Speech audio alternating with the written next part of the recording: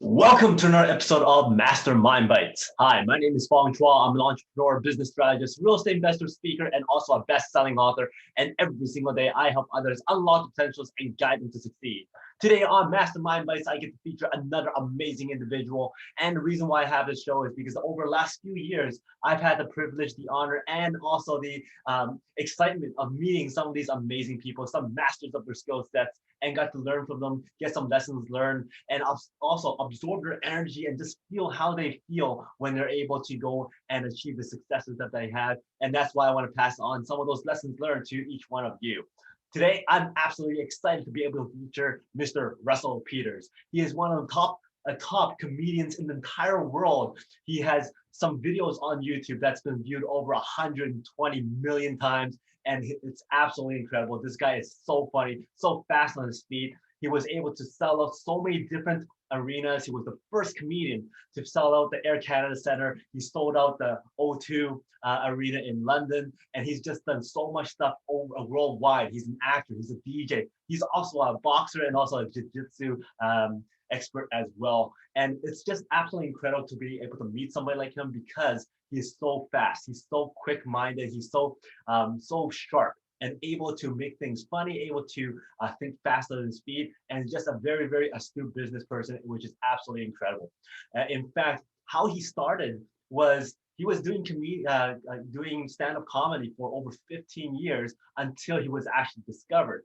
Way back when YouTube first started, somebody actually took his clips and posted them online, and then all of a sudden he became a phenomenon. He became a person who went viral online, and he was the very first to do something like that. And it was very organic. It wasn't something he planned to do because YouTube at the time just didn't happen. So he was already doing stand-up for 15 years. I believe he started in about 1989 or so. And then YouTube started to boom and expand his brand, expand his exposure and also his content in 2003. So, which means like he was very, very fortunate to have to be right there on the forefront of how YouTube did video sharing and was able to maximize that to expand his brand and whatnot. So it's absolutely incredible what he was able to do. And it's just a lot of fun watching his show. I'm a huge fan of his content. I'm a huge fan of watching his acts and his shows, and he's done an amazing job.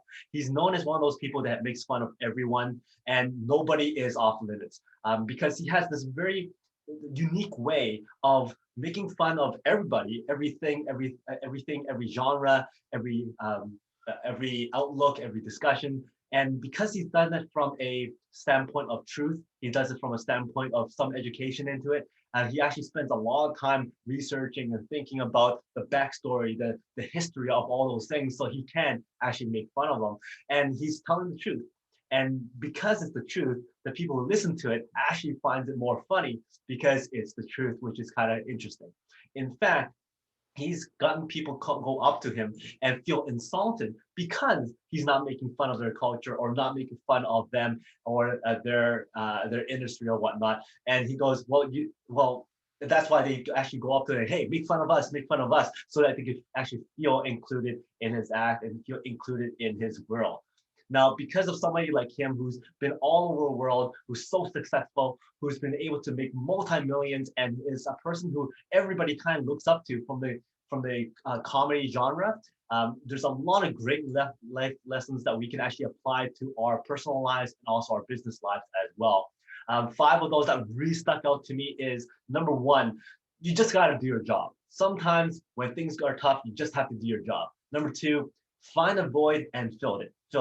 Number 3, it's sometimes you have to go back to your roots, understand where you come from, and go back to it to kind of relive those scenarios. Number 4 is that sometimes when you feel that you've made it, that is when you have to quit because you always have to feel uncomfortable. And number 5, address your failures, address the things that you know you did not succeed in, address the things that you want to improve on. And therefore, that's when you can actually make it work and kind of fulfill those dreams. So going back to number 1, it's just do your job. He's a person who is very, very focused on what his craft is and is very, very professional. And he feels that if he's not making people laugh, if he's not fulfilling that role of entertainment, then he's not doing his job. So regardless of any challenges, regardless of any personal problems and stuff like that. He has to sometimes just acknowledge it, not let those problems affect him, and turn on that switch and go back out there and really entertain, really still be funny. He's actually said a few times that during one of his specials, he was not in a good place. He was having some marriage issues. He was having some personal problems as well, but he still had to go out there and he still had to perform. And therefore, if you look at some of his earlier works compared to some of his newer works, there's a little bit of a difference in his performance, but he was still funny at the time. He was still entertaining. He was still doing his job. So the thing is, sometimes when things don't go your way, you just have to kind of shut it out and focus on your task at hand and do your job. Number two is fill that void. At the time when he was first starting out, he actually went up to his parents and go, I'm going to be a comedian. I want to be like Eddie Murphy. I want to be like George Carlin and all those greats out there who's doing stand-up comedy. And his dad was actually that person who went up to him and goes, you know what? The comedy is for those people. It's for the George Carlins. It's for the Eddie Murphys. It's not for Indians. It's not for you, and it's not your space to get into.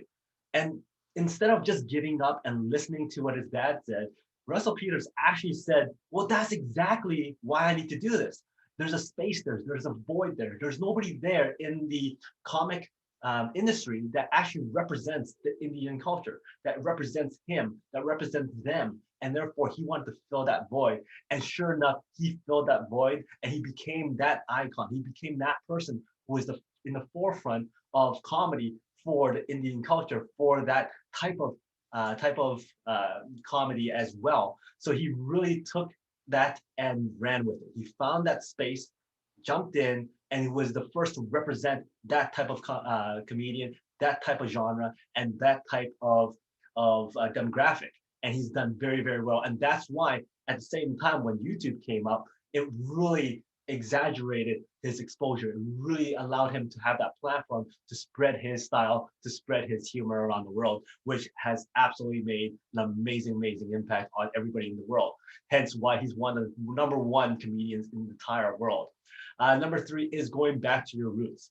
For him, what he does before he goes on a tour, on that big tour, he would actually schedule 6 or 7 shows every single week for a long period of time in smaller arenas, smaller little clubs and whatnot with maybe 200-300 people to practice his craft, to test out his material, to see which one works, which one doesn't. It's more like going back to the gym before you go boxing and all that kind of stuff, going back to the gym to train so that you can actually go and perform and do that fight. And he does the same thing. He practices, practices, practices, goes back to his roots, reabsorbs that energy, reabsorbs that experience, so he's able to perform even better when he goes on that world tour, when he goes out and performs on the stages with 16,000 people, like on at the O2 Arena or the Air Canada Center, where there's 16,000 people, where he sells out all the time. And that's absolutely incredible. And sometimes you just have to go back to those smaller venues where there's only 300 people. Because when you're in that smaller area, you get the intimacy with your audience, you get the feel of the laughter, you get the feel that your material is actually working. So you have to go back to your roots. So for some of us, when we're in business, sometimes we have to go back and work with smaller groups. Sometimes we have to go back and try redoing some of the projects that we've done in a different area, just to relive that feeling, just to be more relevant and connect with the people around us. Number 4 is that if you feel that you've made it, it's probably time for you to just stop. He feels that as a comedian, that at any moment in any time you can bomb. At any moment, at any time, you can completely lose it all. And you have to always be sharp on your feet. You always have to be sharp-minded so that you will always be on your A game. You can't just live the comfort life of that fame, of that celebrity, of that life, because you've made it to that status. And the thing is, once you feel that you've made it, then it's probably time for you to stop because you've given up. You've kind of relaxed. And for a comedian, you always have to be on the top of your game because at any moment you can fail. And he truly feels that he can fail at any time. So therefore, he always works hard. He always sharpens his axe. He always goes back to his roots and tries his material at those smaller venues. So he always feels that there's always room to improve, and also there's always room for you to fall too. So therefore, if you are constantly being aware of the pitfalls, you're constantly being aware of what might happen from a negative standpoint, then you're always going to fight to stay on top. And number five, if you ever do see failure, if you ever do feel that you haven't done what you wanted to do, or you felt that you haven't done gotten the results that you wanted, then you could always address it. To this day, sometimes he does bomb, and he addresses that fact that he does bomb, and he does get a response that he didn't actually expect, but he accepts it. He acknowledges it. In fact, he actually tells his audience that, oh, that didn't go exactly how I planned. That didn't get the laughs that I want. So I'm just gonna go now. Now, in fact, by doing that, the audience actually respects him more. The audience actually finds that was kind of funny, and he still ends on a good note, even though if the results that he wanted was not exactly the results that he was planning for. So the thing is, always acknowledge your failures so that you can grow and actually modify and tweak it so that you can do better. The thing is, when it comes to failure, it's likely your fault. When he's saying that if he bombs, if he does not do well, it's always his fault in some way. And therefore, he would go back and find out how he can do better, how he can manage it, how he can manipulate it so that it turns out better the next time. Hence, why he goes back to his roots by going back to the smaller venues, those smaller groups and smaller clubs, so he can test out his material all the time so that he can eliminate or reduce the amount of times that he would fail, or reduce and eliminate the amount of times he would bomb. So he does all that work so that he is able to stay on top of his game, because he can always feel that he could fail at any moment. So those are the five things that I thought was very crucial to any person's success, to any business success. So number one, again, is you just have to do your job, regardless of your personal situation, regardless of what things are happening around you. When you're a professional, when you're an expert, when you have a job to commit to, you just have to do your job regardless of what's going on around you. Number two, when you find that void, fill it. Once you fill it, then you could be the first in that group, first in that space, and you could lead the charge. Number three, sometimes you have to go back to the basics, go back to your roots, go back to where it all started, so you can get that feeling again, so that you can reclaim that space, so that you can reconnect with the people who were there from the beginning. Number four, never ever feel comfortable. Never ever feel that once you've made it, because there's always somebody coming up from behind you. There's always a chance that you can fail, and therefore stay on the top of your game. And then number five, address your failures, acknowledge them so that you can tweak it, modify it, and then also perform better the next time you go out there and try it again. So those are five things, and absolutely important when it comes to our personal and business success. So I hope you enjoyed this episode on Russell Peters. I am a huge fan of Russell Peters. Check out some of his stand-up comedy, check out his movies, check out also his TV show. It's absolutely hilarious. And also you can watch how fast his mind works. Another thing that about addressing the failures and also facing those people who heckle him and all that kind of stuff, he's so fast on his feet. He thinks very fast. And for him, he thinks that he believes that he was born with a natural ability to think fast. And he is one of those people who thinks very fast and is able to maneuver his way live on stage. And hence a lot of stuff that he does on stage is improv and ad lib, and he's able to work with the audience.